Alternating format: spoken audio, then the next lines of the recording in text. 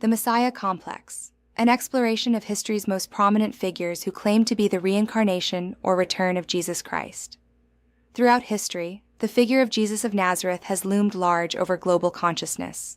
While many find spiritual guidance in his teachings, a select few have gone a step further, claiming to be the man himself, returned to earth.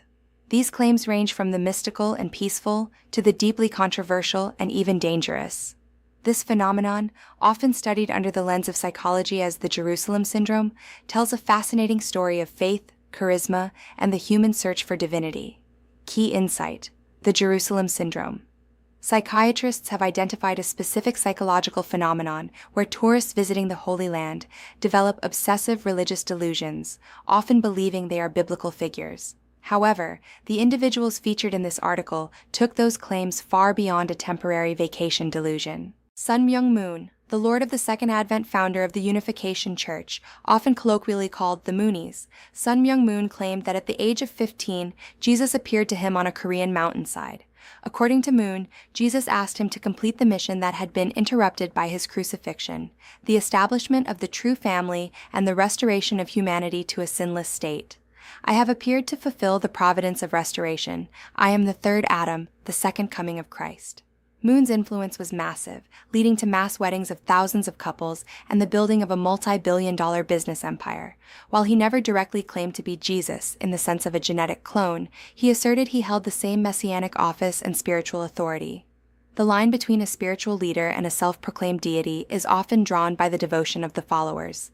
Henri Cristo, the Brazilian reincarnation. Henri Cristo, born Álvaro Thaís, is perhaps one of the most visually recognizable claimants. Since 1979, he has traveled the world dressed in white robes and a crown of thorns, symbolic. He claims to have heard a voice in his head during a fast in Santiago, Chile, revealing his true identity. Location: Brasilia, Brazil.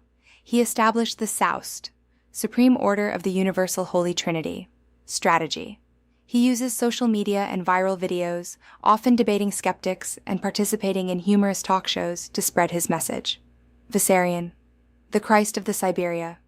Sergei Torop, a former traffic policeman in Russia, transformed into Vissarion in the early 1990s. He founded the Church of the Last Testament and established a massive community in the remote Siberian wilderness known as the Sun City. 1. The community. Over 4,000 followers live in high-altitude villages adhering to strict veganism and ecological living. 2. The doctrine. Vissarion's teachings are a blend of Orthodox Christianity, Buddhism, and environmentalism. 3. The arrest. In 2020, Russian authorities arrested Torop on charges of running an illegal religious organization and psychological harm to followers. Other modern claimants: A.J. Miller, Divine Truth; David Shaler, Jim Jones, The People's Temple; Apollo Quibeloy, The God Complex, and Charisma. Why do people follow these claimants?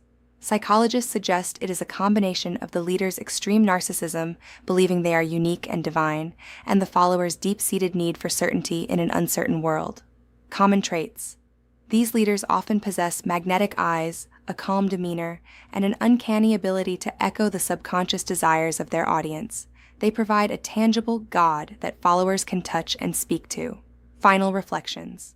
Whether viewed as spiritual pioneers, social experiments, or cautionary tales, those who claim to be Jesus highlight the enduring power of the messianic myth.